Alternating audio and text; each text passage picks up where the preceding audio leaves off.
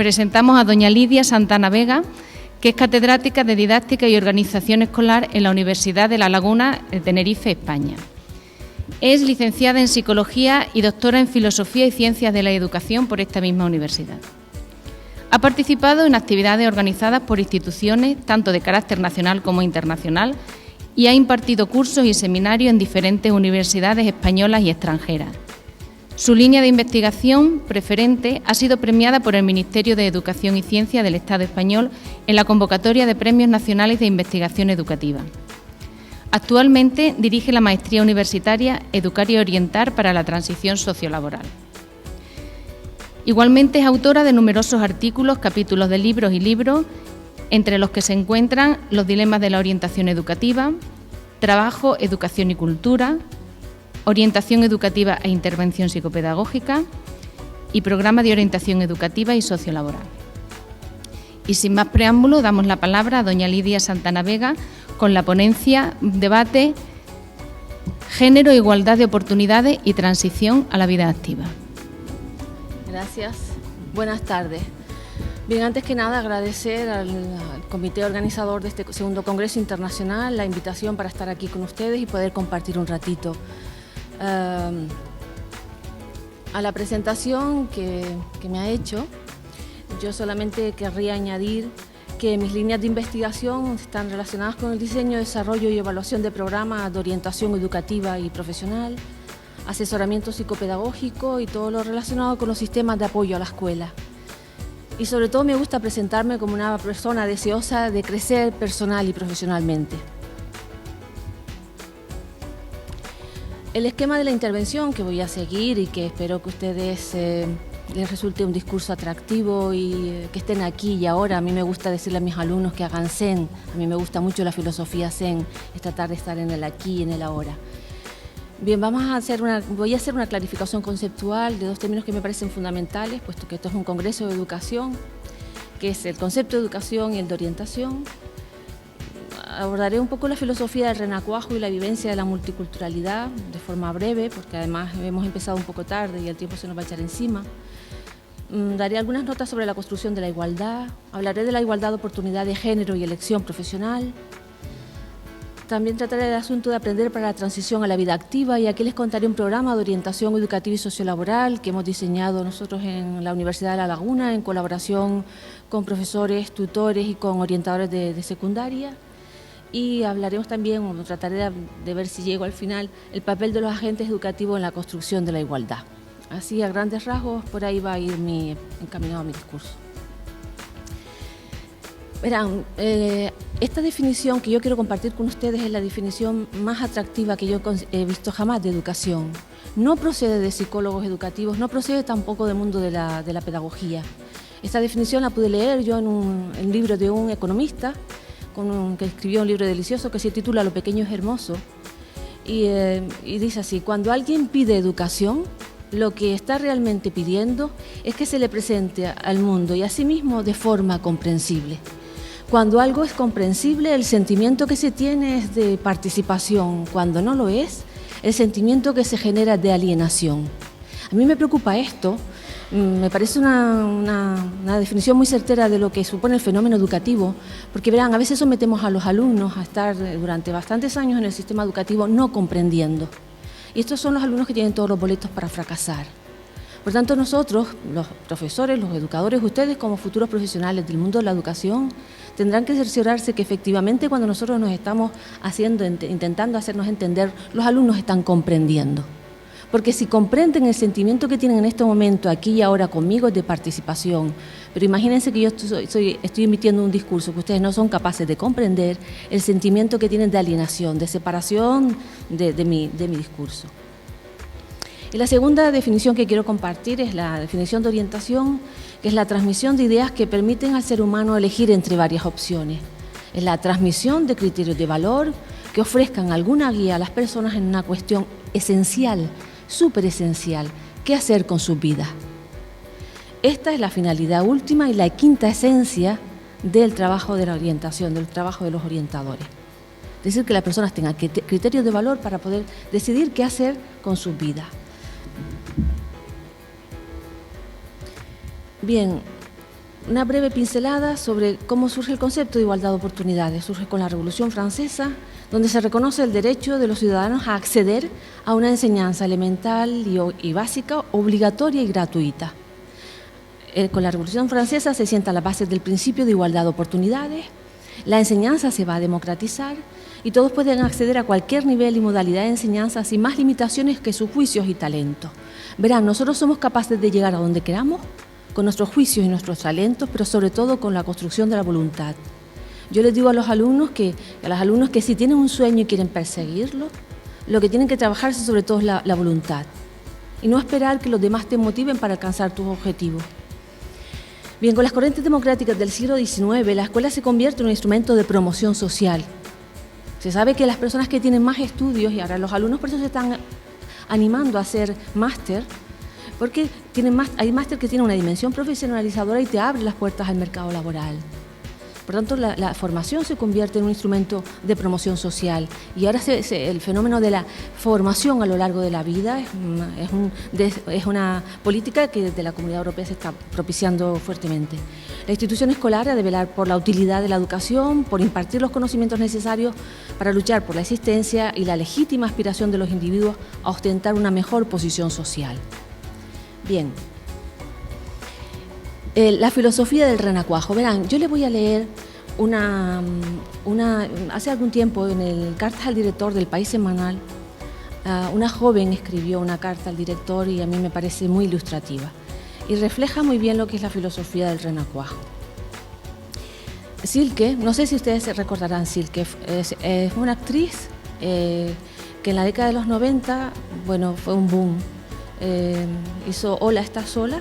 De Isiar Boyaín y Tierra.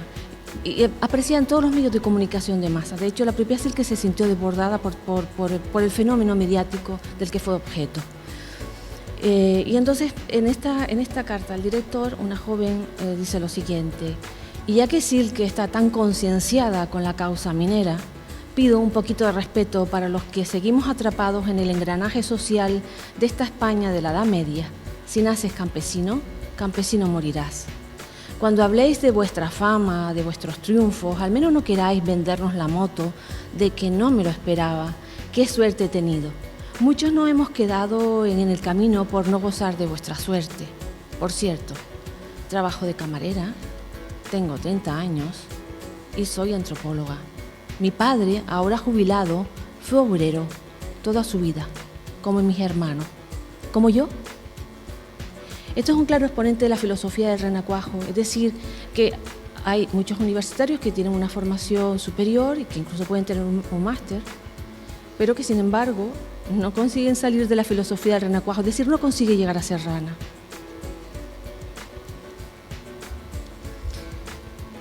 Ahora les quiero narrar una investigación interesantísima de Paul Willis sobre la cultura contraescolar. La he sacado del libro Aprendiendo a Trabajar. Y esta investigación no tiene desperdicio. Y a los que nos manejamos en el campo de la psicopedagogía, nos debe hacer reflexionar. Verán, les voy a contar un poco, a grandes rasgos, los aspectos centrales del trabajo de Paul Willis. El objetivo de estudio era explicar el proceso de incorporación de los jóvenes al mercado laboral obrero y a la reproducción de las clases sociales. El núcleo de la investigación era un estudio intensivo de estudiantes de secundaria, de extracción obrera, considerados malos y rebeldes, y residentes en una zona urbana industrial. El trasfondo cultural de esos jóvenes es que desarrollaban una cultura antiescuela que orientara a los jóvenes hacia el trabajo manual, es decir, rechazaban la escuela de plano y todo lo que venía de la escuela. Es decir, los contenidos de conocimientos conceptuales, procedimentales y actitudinales. Oposición a la autoridad en general y a la del profesorado en el aula, que genera actos de indisciplina para desprestigiar y ridiculizar la autoridad del profesor. Conciben el tiempo como una sucesión de presentes a disfrutar aquí y ahora. Es decir, no hacen lo que ustedes están haciendo. Es decir, no necesitar la gratificación en el momento presente, y ser capaz de desplazar en el tiempo esa gratificación porque quieren alcanzar un objetivo. Evidentemente, trabajar, terminar una carrera supone un sacrificio. Y una cultura sexista, trabajo duro y manual para los hombres y el trabajo intelectual para las mujeres. Esta es un poco la visión de los jóvenes de ese entorno escolar. La transición sociolaboral, sus relaciones le facilitan un trabajo precario y ve innecesario su paso por la escuela y por un sistema educativo que se aleja de los valores de su mundo, es decir, los valores del mundo de la clase obrera. Valores, no comparten los valores de la escuela, retardan las recompensas sacrificando el tiempo presente y consumiéndolo con largos periodos de estudio, no someterse a los principios de autoridad. ¿Y qué conclusiones llega Paul Willis con esta investigación? Primero, la famosa profecía de autocumplimiento. El profesorado y los propios alumnos esperan fracasar. Por tanto, cuando uno lanza una profecía, está poniendo las condiciones para que esa profecía se cumpla de forma irremisible. Por tanto, hay que velar mucho cuando emitimos profecías hacia los demás o cuando creamos expectativas hacia los demás. Hay semejanzas entre la cultura de los jóvenes en la escuela y la de los obreros en la fábrica. Acatan la autoridad, pero la desprestigian. Valoran el conocimiento práctico y devalúan el teórico. Cultura de masculinidad en la fábrica, ambiente de rudeza. Y, por último, el mercado de trabajo dice el mensaje de la escuela. El esfuerzo se verá recompensado por un mejor empleo. Los jóvenes han visto que no necesariamente eso siempre se cumple. Bien, ahí a grandes rasgos la investigación de Paul Willis. Ahora quiero hacerles también llegar y le voy a poner voz a la historia de un inmigrante. A mí esta historia me conmovió y me llamó poderosamente la atención porque evidentemente los jóvenes de clases sociales desfavorecidas y socioeconómicamente endebles tienen todas las boletas para fracasar, pero también los inmigrantes. Y esta es la historia atemporal de un inmigrante africano. La pude leer en El País en julio del 96. Me llamo Saidou Traoré y si tiene tiempo le cuento mi historia. Pablo Ordaz es el periodista que le hace la entrevista al inmigrante africano. Y dice lo siguiente: Saidou Traoré tiene 24 años y acaba de volver. Es uno de los 19 inmigrantes ilegales de Malí que España expulsó en un avión militar. Tardó 6 meses en llegar al zaguán de Europa y solo 12 horas en volver. No está triste, no ha necesitado leer a Cavafis para conocer la felicidad del camino, ni la rabia de toparse con el portero tan malaje que le ha puesto en Ítaca. Ahora Saidou Traoré relata su historia y dice lo siguiente: hacía 10 años que me quería ir, así que me fui. Trabajé durante mucho tiempo para reunir algo de dinero, pero ya le he contado que mi padre tiene 3 mujeres, 14 hijos y el bolsillo demasiado vacío. Cuando llegamos a Bamako, ninguno quería bajar del avión. Dijimos que éramos de otros países, de Chad, de Etiopía, de Costa de Marfil. Yo dije que era de Somalia. Sabía que existían muy pocas posibilidades de que me creyeran, pero había que intentarlo. No me creyeron. Da igual, volveré. Llamaré tantas veces a su puerta que me tendrán que dejar pasar. Nunca me creí aquella historia del cocodrilo y el caimán. Nunca temí que me subieran del río Nilo para llevarse a los niños malos que se acuestan sin cenar. ¿Y sabe por qué me di cuenta de que era mentira? Porque en mi casa nunca se cenaba. Volveré con la misma ilusión, como quien lo hace por primera vez. Y volverá, salvo que la muerte se lo impida. Porque cuando alguien tiene una convicción desde los 14 años de que quiere salir de su país, lo va a hacer. Bien, vamos a dar una breve nota sobre la vivencia de la multiculturalidad en las aulas. Un estudio del Consejo Escolar de Canarias y una entrevista que se hizo a 57 profesores, vean los resultados. El profesorado utilizaba la expresión enriquecimiento cultural para referirse a la presencia del alumnado de culturas diferentes. O sea, lo veían como un enriquecimiento, no como algo perturbador. y eso es positivo. Pero para definir la vivencia de multiculturalidad utilizaba los términos normalidad y preocupación. Es decir, es un tema que al profesorado le está preocupando. Es decir, el modo en que los alumnos tienen de integrarse en las aulas ordinarias es un tema que para ellos era un asunto bajo que la etiqueta de normalidad, pero es preocupante. El colectivo IOE también tiene una cosa muy interesante sobre este asunto. Y señala que el discurso sobre los extranjeros está relacionado con la posición social del hablante. Los profesores son trabajadores de un servicio público con finalidad humanista. Por tanto, su ideología se construye sobre una matriz de raíz igualitaria que parte la de igualdad de los seres humanos y de la universalidad de los derechos humanos. En otra investigación realizada en la Universidad de La Laguna por 3 investigadoras de la Universidad de La Laguna, López González y González, llegaron a la siguiente conclusión, que al profesorado se le pregunta por la manera de abordar pedagógicamente la diversidad idiomática del alumnado inmigrante y por la falta de dominio de la lengua española, y lo que señalan es, han de aprenderla hasta que la dominen en un aula especial. Fíjense, en un aula especial. Para el profesorado es bueno que el alumnado se adapte lo antes posible a la cultura española con el fin de evitar problemas, tanto para él como para los demás. Y este tipo de respuesta lo que genera es una situación de segregación y déficit del alumnado inmigrante y obedece a un enfoque asimilacionista. En la medida que se generan reductos segregadores, es más difícil integrar al alumnado. Así que este tipo de cuestiones habría que trabajarla porque se generan prejuicios y estereotipos con respecto a estas cuestiones.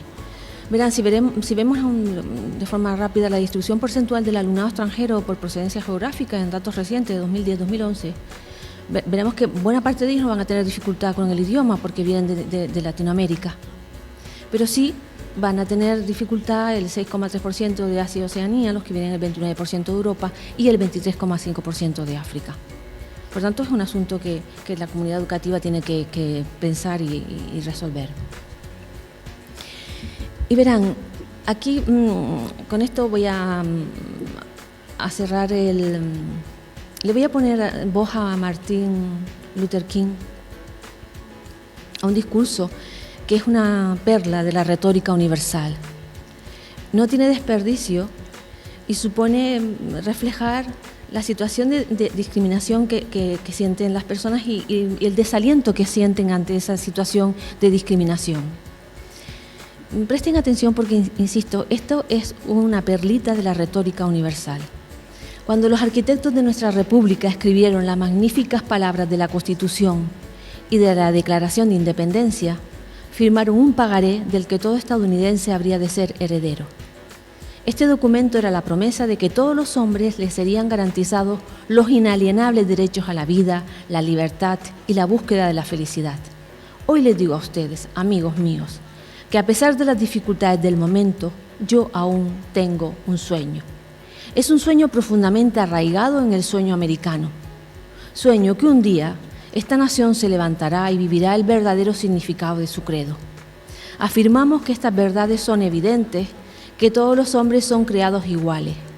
Sueño que un día, en las rojas colinas de Georgia, los hijos de los antiguos esclavos y los hijos de los antiguos dueños de esclavos se puedan sentar juntos a la mesa de la hermandad. Sueño que un día, incluso el estado de Mississippi, un estado que se sofoca con el calor de la injusticia y de la opresión, se convertirá en un oasis de libertad y justicia. Sueño que mis 4 hijos vivirán un día en un país en el cual no serán juzgados por el color de su piel, sino por los rasgos de su personalidad. Eso es por lo que debemos ser juzgados, por nuestros rasgos de personalidad, no por nuestro color de piel, no por nuestra procedencia, no por nuestra etnia. Esto es una lección. Este discurso de Martin Luther King es una auténtica lección de ética y de moral. Y cierro estas reflexiones con una cita de Edgar Morin, en un libro que yo les recomiendo que lo lean, les recomiendo encarecidamente, que se titula Los 7 saberes necesarios de la educación del futuro. Edgar Morin es uno de los sabios que tenemos en estos momentos en Europa y tiene un pensamiento muy interesante, muy creativo y un pensamiento divergente. Tiene una forma muy original de decir las cosas. Fíjense lo que dice Edgar Morin. La única y verdadera mundialización que estaría al servicio del género humano es la de la comprensión, la solidaridad intelectual y moral de la humanidad. Las culturas deben aprender unas de otras. Y la orgullosa cultura occidental, que se estableció como cultura enseñante, debe también convertirse en una cultura que aprende. Comprender es también aprender y reaprender de una manera permanente. Verán, yo inicié mi charla con una cita sobre el concepto de educación y aludía a los fenómenos de la comprensión, es decir, un alumno tiene que estar en el aula comprendiendo. Fíjense, Edgar Morin dice, estamos en la era de la globalización, en la era planetaria, pero debemos desarrollar la ética de la comprensión hacia el otro, la ética de la solidaridad.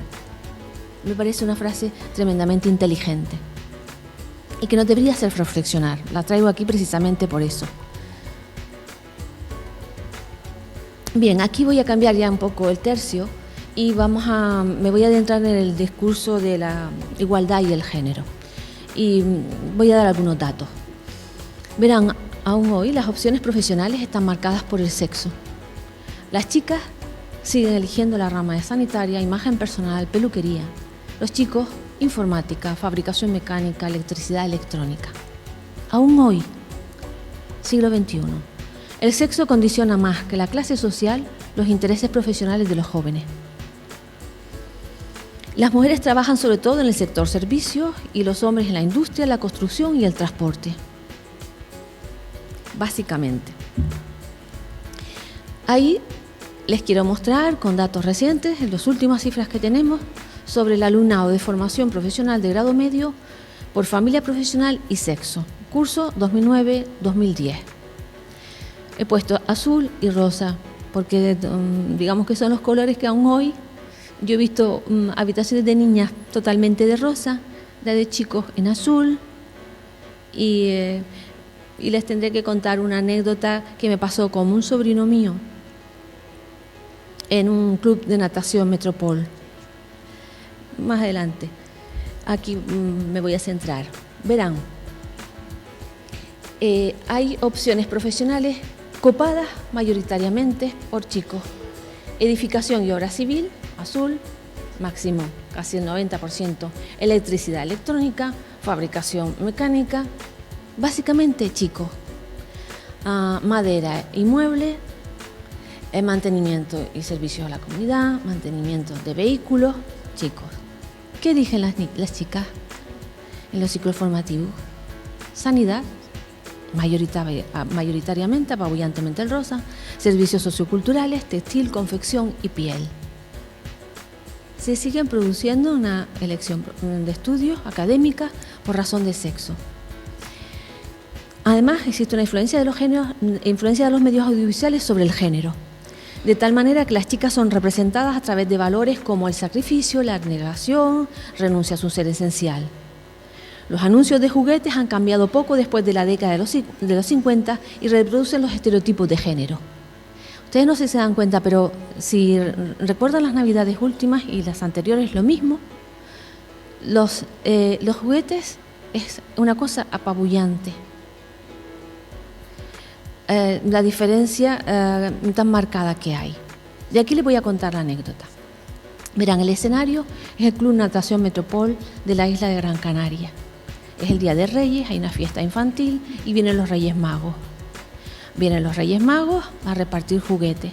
Los niños a la entrada les van dando una tarjetita con un número porque va a haber un sorteo. A las niñas se les da una tarjetita, ¿saben de qué color? Y a los chicos una tarjetita, lógicamente azul. Bien, empieza el sorteo y mi sobrino tiene en ese momento 6 años y está como apurado a ver si él sale su número. Entonces está preocupado y en un momento dicen su número y él muy contento va a una zona donde están los juguetes y veo que una persona mayor, él va a intentar coger un juguete y veo que una persona mayor le dice que ahí no y lo traslada a otra zona donde también hay otros juguetes. Yo me quedo mirando eso a la distancia y digo, qué raro. Y mi sobrino viene con toda una parafernalia de armas, ¿no?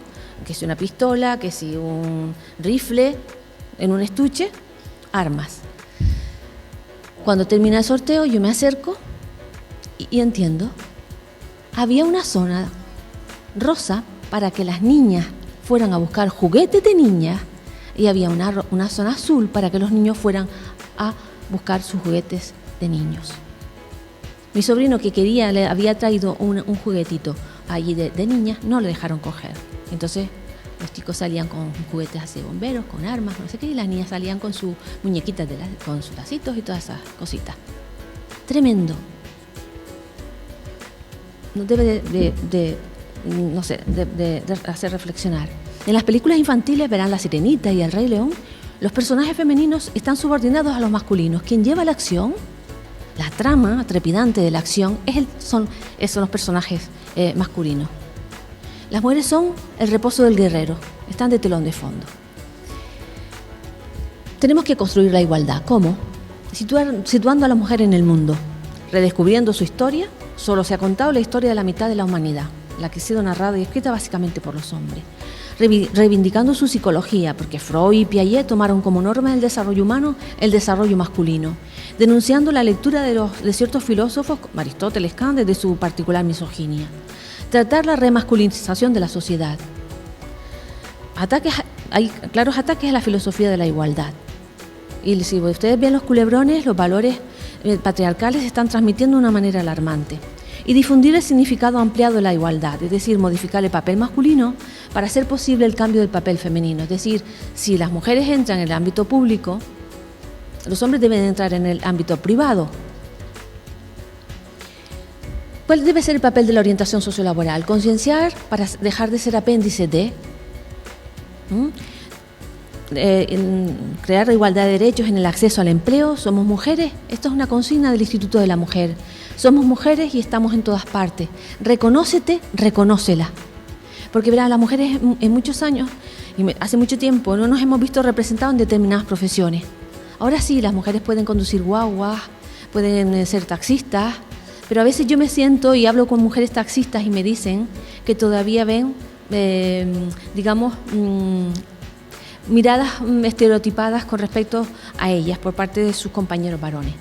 Denunciar la invisibilidad de las mujeres forjadas desde la cultura patriarcal, el respeto a la diversidad, favorecer la convivencia de realidades plurales que enriquecen el aula, el centro, la comunidad y la sociedad, y educar en valores, es decir, valorar por igual el papel de hombres y de mujeres.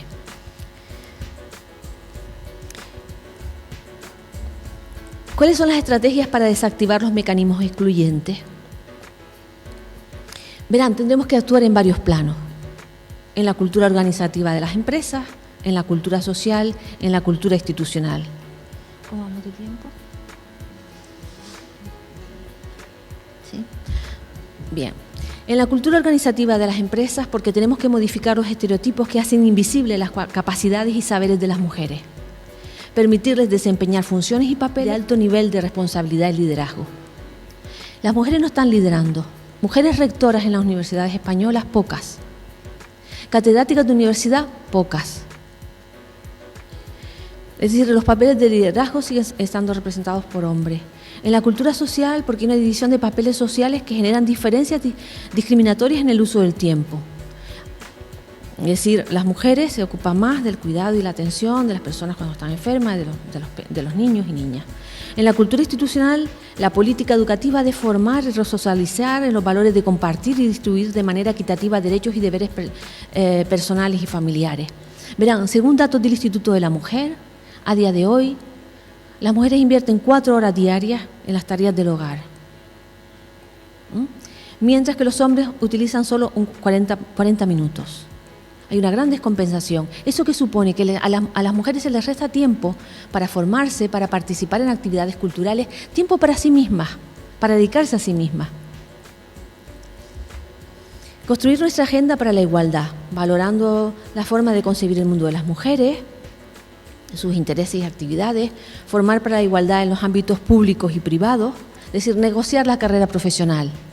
A veces las mujeres no negocian la carrera profesional con sus compañeros y hay que saber elegir los buenos compañeros, porque en la vida es importante elegir.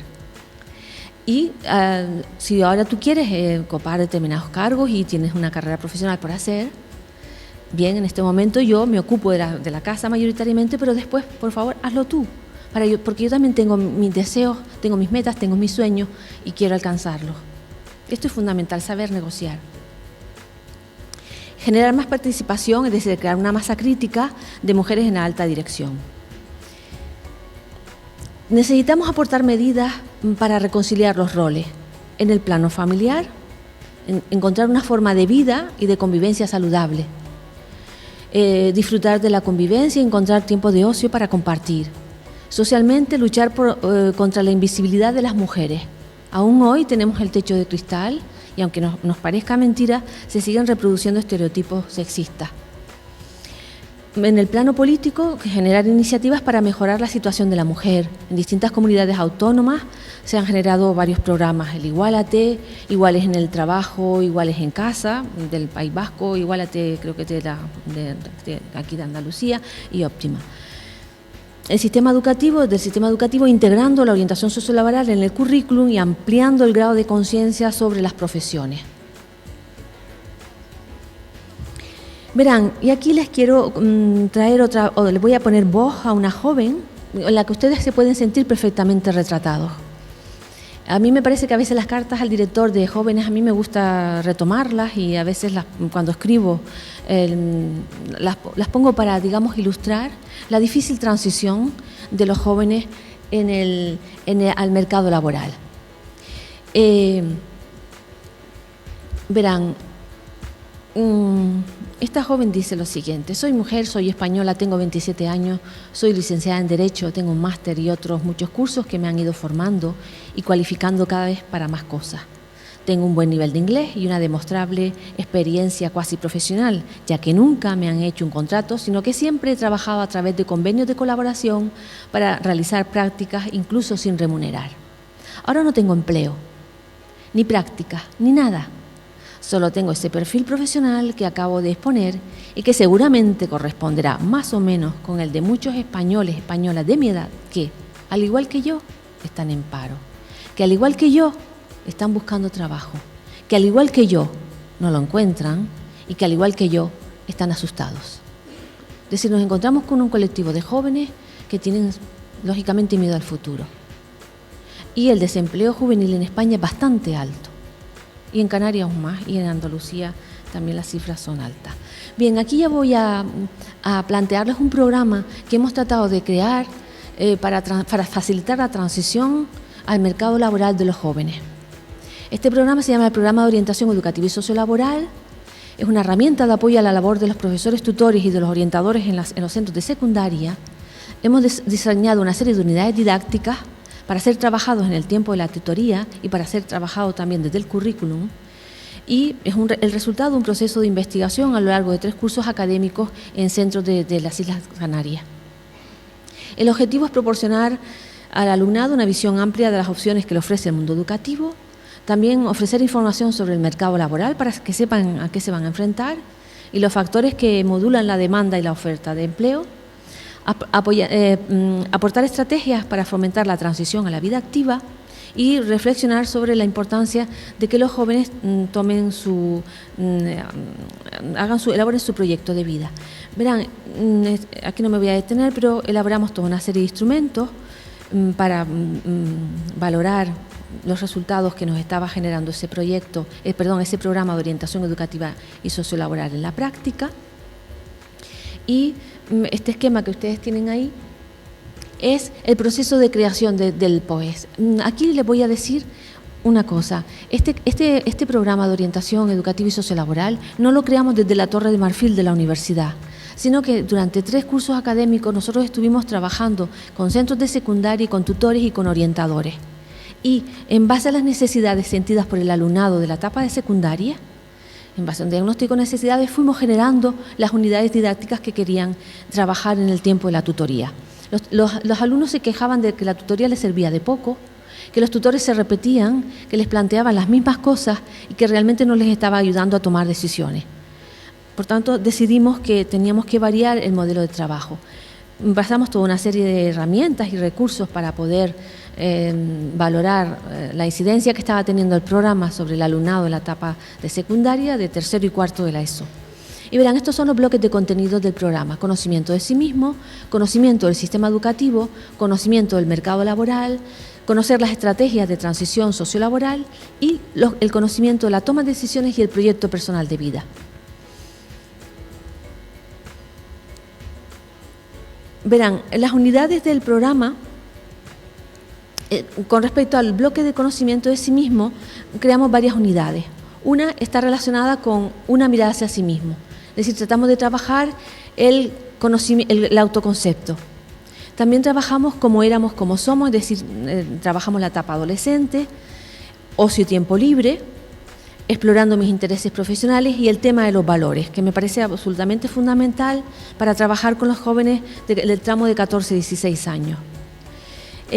Por ejemplo, con respecto al bloque 4 de conocimiento de la toma de decisiones y el proyecto personal de vida, planteamos algunas cuestiones de qué hacer con mi vida y construyo mi proyecto personal de vida. Estas son las unidades para tercero de la ESO.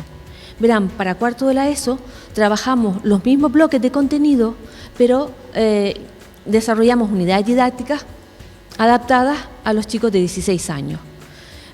Por ejemplo, trabajábamos la búsqueda y captura de mis intereses profesionales para que ellos fueran reflexionando sobre cuáles eran sus intereses profesionales, aprender las estrategias para la inserción sociolaboral. Esto sobre todo, este módulo, este bloque de contenidos sobre las estrategias para transitar al mercado laboral, lo aplicamos en el alumnado de cuarto de la ESO, pero no en el de tercero. Verán, en estos momentos nos encontramos trabajando el programa de orientación educativa y sociolaboral para la etapa de bachillerato. Los bloques de contenido para trabajar en la tutoría son los mismos, lo que pasa es que el nivel de dificultad es diferente y estamos utilizando, por ejemplo, otra temática. Por ejemplo, reflexionar para argumentar, becas y ayudas para el estudio, qué sé sobre los estudios, conozco mis fortalezas y mis debilidades, el arte de vivir y el arte de vivir el poder de las emociones, tan cerca, tan lejos, para que vayan reflexionando sobre la transición al mercado de trabajo. También estamos preparando las unidades para segundo de bachillerato. Por ejemplo, estamos trabajando una unidad didáctica que la hemos titulado Ante el acoso, tolerancia cero, o la otra cara del bullying, o el arte de vivir, 8 cosas que hacer, 8 cosas que dar, conocimiento del mercado laboral y estrategias para la inserción sociolaboral. En ese bloque estamos trabajando el teletrabajo, una alternativa laboral, y al finalizar el bachillerato, ¿qué se puede hacer? El autoempleo como un recurso. Verán, la estructura de las unidades didácticas, de la unidad didáctica sigue la siguiente secuencia. Una breve justificación para que los profesores tutores sepan qué hacer en la unidad didáctica, el sentido que tiene esa unidad didáctica, los objetivos vinculados a las competencias, los contenidos de conceptos, procedimientos y actitudes, las actividades que tratamos de que sean muy prácticas, utilizando dinámicas de grupo, los recursos de apoyo y la temporalización. Y lo que tratamos es de ver de qué manera podemos vincular lo que está trabajando el profesor tutor con los profesores de materia, para que la tutoría no sea una ficción difícil de sustentar y que podamos tender a la globalización, que los conocimientos ya no sean tan estancos. Bien, esto se publicó en la editorial EOS, el programa para tercero y cuarto de la ESO, y los otros está en proceso de elaboración, y la idea es hacer que el programa pueda continuarse, pueda ver la luz para primero y segundo de bachillerato. Bien, ya para ir cerrando, algunas reflexiones sobre educar y orientar para la igualdad. Verán, los profesionales debemos de adoptar un enfoque de trabajo sociocrítico, tenemos que ser conscientes en la realidad en la que estamos inmersos, y hemos de sumarnos a un modelo de trabajo comunitario y colaborativo para idear estrategias oportunas que posibiliten a los jóvenes transitar para el mercado laboral. Hay una cuestión, están cambiando los tiempos, los alumnos ya no llegan a las aulas de la misma manera, por tanto debemos cambiar también nuestras responsabilidades profesionales. Debemos concebir el orientador como un colaborador en los procesos de cambio, como un activista que ha de remozar las prácticas profesionales y que ha de adoptar un papel proactivo y de vanguardia. Y debemos mejorar la calidad de la educación, ¿pero cómo? Ahora trabajamos tras el señuelo de la mejora de la calidad educativa, ¿pero cómo? Creando condiciones para hacer posible el trabajo colaborativo, apostar por una política de formación de profesores tutores y de orientadores, crear más medios, nuevos materiales y programas, mejor y mayor aplicación de las nuevas tecnologías, de las tecnologías de la información y de la comunicación, y las ratios más reducidas, para atender y apoyar mejor al alumnado y crear mejores condiciones de trabajo. Y verán, las palabras claves para mejorar nuestra actuación profesional es formación, investigación y evaluación. La investigación porque es la vía de mejora de la práctica tutorial y orientadora. Yo siempre quiero que mis alumnos salgan de la universidad con la curiosidad intelectual para seguir investigando. La evaluación porque es la brújula que nos indica el camino a seguir en el proceso de idear las acciones para hacer un buen ejercicio profesional. Si no evaluamos nuestro trabajo, si no hacemos un ejercicio de mirada interior de cómo lo estamos haciendo, posiblemente no vayamos a mejorar.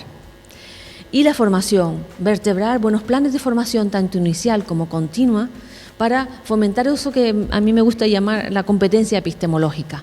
Verán, ahora trabajamos tras el señuelo también de las competencias muy fragmentadas. La competencia epistemológica yo la entiendo como la capacidad que tiene un profesional para fundamentar su actuación. Es decir, cuando se le pregunta, oiga, ¿usted por qué está actuando de la manera en la que lo está haciendo? Que sea capaz de fundamentar su actuación profesional en base al cuerpo de conocimientos teóricos, a los resultados de la investigación y a sus propios juicios y criterios. Verán, voy a cerrar con un cuento. El cuento se llama La mariposa azul. Y dice así: había un viudo que vivía con sus 2 hijas curiosas e inteligentes. Las niñas siempre hacían muchas preguntas. A algunas de ellas él sabía responder, pero a otras no. Como pretendía ofrecerles la mejor educación, mandó a las niñas de vacaciones con un sabio que vivía en lo alto de la colina. El sabio siempre respondía a todas las preguntas sin ni siquiera dudar. Impacientes con el sabio, las niñas decidieron inventar una pregunta que él no sabría responder.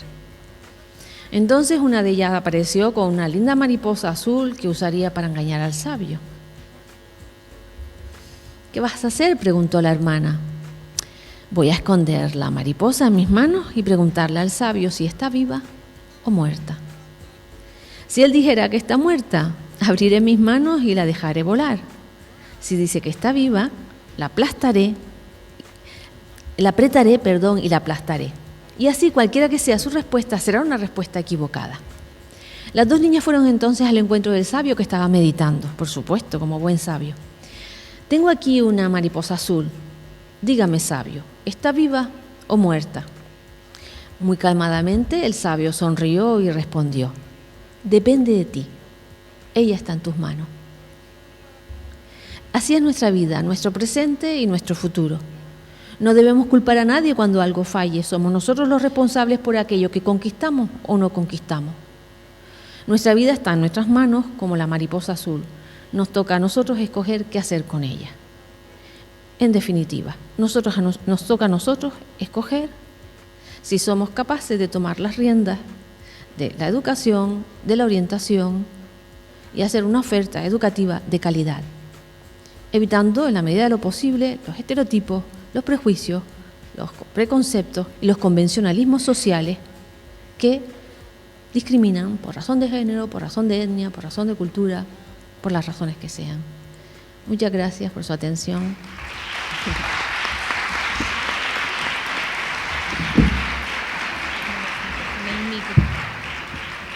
Sí. Bien, muchas gracias, doña Lidia, y pasamos al turno de preguntas.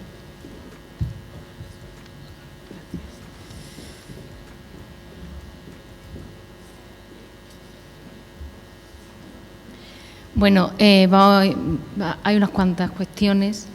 La primera es, dice, ¿por qué todo tiene que ser tan igualitario? Es sobre por lo que ha dicho de los juguetes. ¿Qué tiene de malo que haya diferencia entre los juguetes u otras cosas entre niña y niño? Verán, porque al final los juguetes lo que hacen es que se reproducen lo que las mujeres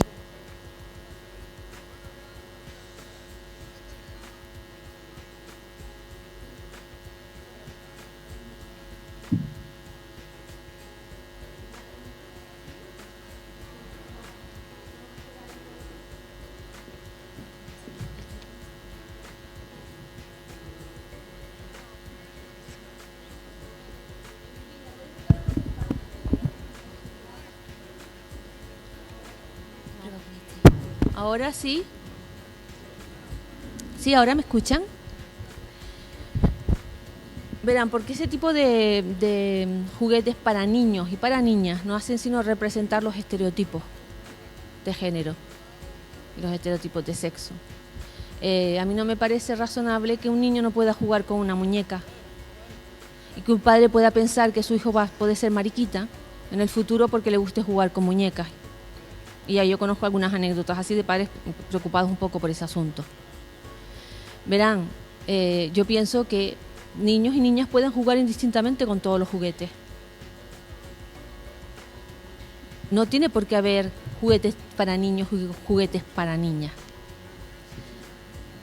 No le veo la razón de ser. Y porque además todos nos tenemos que socializar en las mismas cosas. Si resulta que las niñas son las que le ponen la ropita, y hay además muñecas que hacen pipí y popó, y las niñas son las que les cambian los pañales, las limpian y no sé qué. No, ¿por qué no lo puede hacer un niño también esto? ¿Qué sentido tiene? Yo no le veo ningún sentido. Entonces me parece que tenemos que socializarnos todos en todo.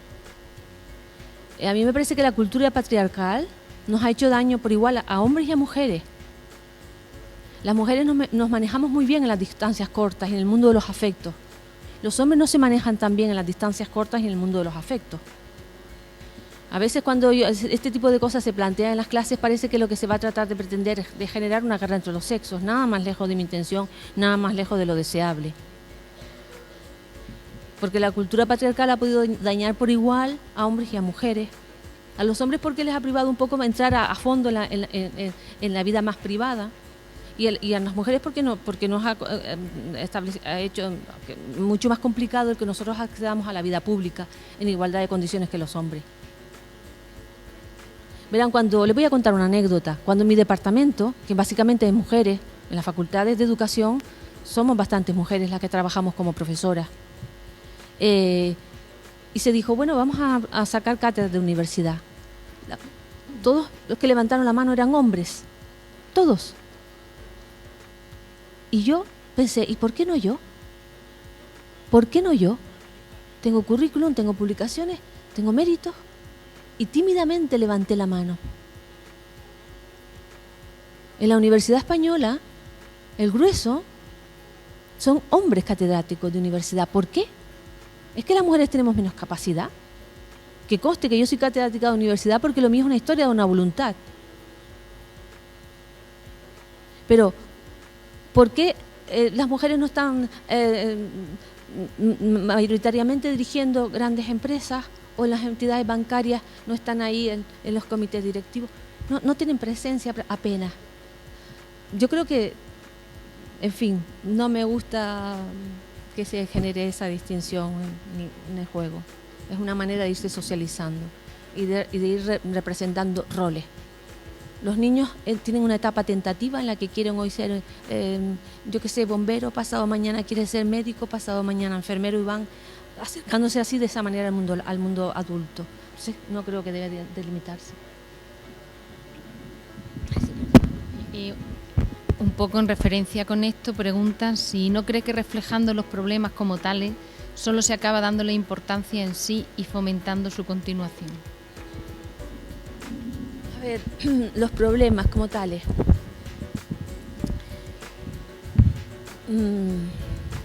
Los problemas están ahí. Yo cuando me presento a mis alumnos les digo, mire, yo no me veo a mí misma como una profesora que trata de transmitir conocimiento. ¿Saben cómo me veo? Como una profesora que quiere ampliar conciencia. Y a veces hay determinados jóvenes que no ven los problemas. Yo soy una persona que me gusta acariciar las utopías, pero me he encontrado con muchos alumnos como ustedes jóvenes, jovencísimos, que a veces algunos planteamientos me levantan la mano y me dicen, Lidia, eso es una utopía. Y me lo dicen casi en plan recriminatorio.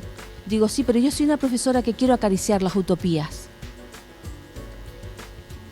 Que quiero acariciar las utopías. Y ustedes que son jóvenes deben de luchar porque algunas cosas que entran dentro de la etiqueta utopía como algo que es irrealizable, no. Los problemas, claro, los problemas en torno al fracaso escolar siguen existiendo ¿cómo no podemos hablar de problemas? Verán, con independencia de la ley educativa que hayamos tenido, la Ley General de Educación del 70, la LOCSE del 90 o la LOE, en España el índice de fracaso escolar es altísimo y siempre rodado en torno al 25 o 30%. Y eso es un grave problema porque estamos condenando a los mismos a fracasar. Los problemas hay que hablarlos y aflorarlos y tomar conciencia de ellos. Porque verán, si no tomamos conciencia de los problemas nunca se resuelven. Hay una frase de Einstein que además me gusta mucho y es muy inteligente, que dice que si siempre hacemos las mismas cosas obtendremos siempre los mismos resultados. Hay otra cuestión sobre otro tema. Apoyo la idea de que el orientador es un agente clave en el proceso de enseñanza y aprendizaje. Mi pregunta es, ¿qué hacemos con todos aquellos orientadores que simplemente apoyan la idea de la orientación como intervención puntual, olvidándose de la labor de apoyo y asesoría al profesorado? Verán, la intervención puntual de los orientadores en cierta manera ha venido de la mano de un paradigma, de un modelo que ha sido hegemónico en el contexto español, que afortunadamente ha perdido vitalidad y que es la perspectiva psicométrica y la clínico-médica de la orientación. Desde esa perspectiva psicométrica y clínico-médica, el tiempo de trabajo de los orientadores se pasaba básicamente pasando baterías de test, corrigiéndolas y básicamente haciendo intervenciones individualizadas en alumnos etiquetados por el mundo adulto como problema. Y cuando digo mundo adulto me refiero al profesorado y a los padres, a la familia. Pero ahora hay un enfoque de la orientación mucho más interesante. Yo defiendo con mis alumnos, cuando estoy trabajando con ellos, la perspectiva humanista de la orientación, la perspectiva sociológica y el enfoque didáctico. Y bajo ese enfoque resulta que orientadores, el especialista de orientación es uno, pero las labores de apoyo y de tutoría al alumnado tiene que ser responsabilidad de toda la comunidad educativa. Hay un proverbio africano que encierra una gran sabiduría que dice: se necesita una tribu entera para educar a un niño, se necesita un pueblo entero para educar a un niño. Educamos todos, orientamos todos y tenemos que hacer la tutoría y el apoyo todos. No dejarlo a la labor del orientador.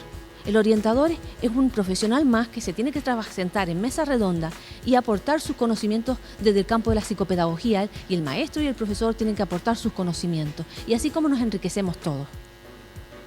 El problema es que a veces los casos, las casuísticas, digamos etiquetadas como problemas, se le deja solo en manos del orientador, como si tuviera la varita mágica para resolver toda suerte de problemas.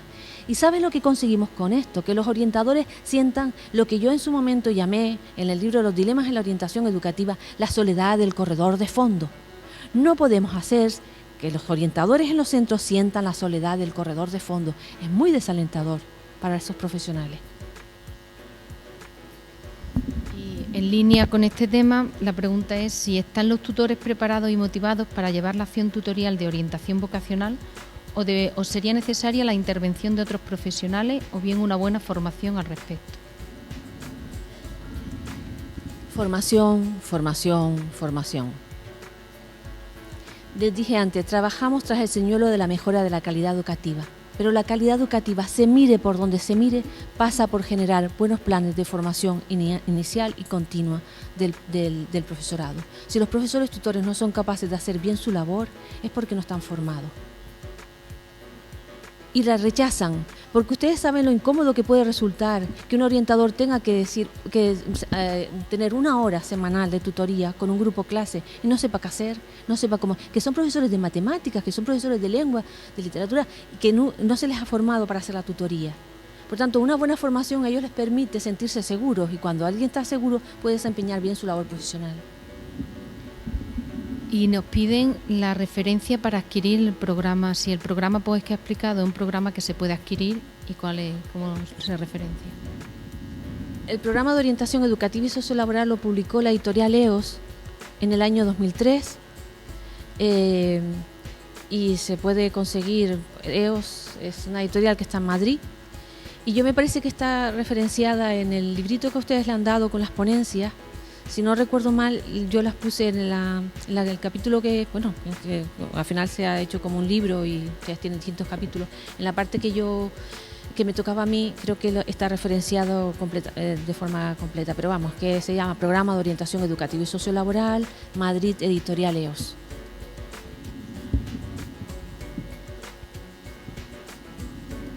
Volvemos al tema de la igualdad. Esta pregunta dice, ¿son iguales hombres y mujeres? Que tengamos los mismos derechos y deberes no quiere decir que seamos iguales. Usted ha puesto un gráfico sobre la elección de estudios. Mi pregunta es la siguiente. ¿Considera usted que la elección de esas profesiones ha sido obligada?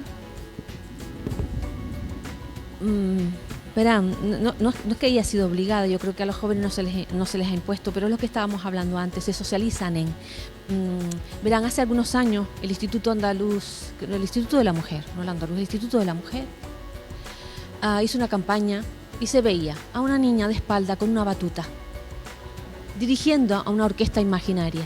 ¿Saben por qué el Instituto de la Mujer hizo esa publicidad? Una niña de espalda dirigiendo una orquesta imaginaria. Porque no habían directoras de orquesta. Y en España, en estos momentos, que yo conozca y que salga a los medios de comunicación, una directora de orquesta. ¿Por qué las mujeres no somos directoras de orquestas? ¿Por qué no estamos ahí? ¿No tenemos cualidades para la música? Falso. En las grandes orquestas, cuando hay mujeres interpretando solistas de violín o el piano, son mujeres. Las mujeres no nos vemos representadas. Porque hasta hace unos años no habían conductoras de guaguas o las mujeres no conducían un taxi. ¿Porque no sabían conducir? Falso. Conducen y además muy bien y perfectamente. De hecho, las mujeres tienen menos accidentes que los hombres. Y datos estadísticos. Porque no se nos ha socializado para vernos ahí. Nos tenemos que ver ahí. ¿Y cómo conseguimos vernos ahí? Pues representando roles que tradicionalmente han sido asignados al hombre o a la mujer. Verán, en mi universidad, en estos momentos hay hombres limpiando la universidad. Está muy bien. Pero ¿cuántos hombres tenemos en casa limpiándonos por horas o con un contrato a tiempo completo? Pocos hombres. Pero en la universidad ya hay hombres limpiando despachos. Uno. Hay hombres, uno. El resto son mujeres. ¿Hay diferencias entre los hombres y las mujeres? Claro, hay diferencias biológicas clarísimas. Pero lo que tenemos que crear entre los hombres y las mujeres es una cultura del mestizaje. Y hay el movimiento feminista, ahora lo que pasa es que no me voy a meter en ese discurso, pero Castel, en una trilogía interesantísima, una trilogía que les recomiendo leer a todos y a todas para que comprendan la sociedad de la era de la globalización, para que entiendan nuestra sociedad actual. Él habla de varias corrientes feministas. Hay corrientes feministas que niegan incluso las diferencias. No, existen diferencias, pero las diferencias no me impide a mí poderme desempeñar en cualquier campo profesional que yo desee acceder. Ahora las mujeres están en el ejército, hace unos años era impensable. ¿Por qué? En fin. Y dos preguntas más. Esta la voy a unir y otra. Podemos pretender los mismos derechos para hombres y mujeres, pero siempre debemos tener claro que no somos iguales. Quizás sea por esto, por lo que haya tanta polémica y no se entienda lo que se quiere conseguir. Y al hilo de esto, ¿no considera que al darle importancia a la mujer en la actualidad no hacemos más que discriminación positiva?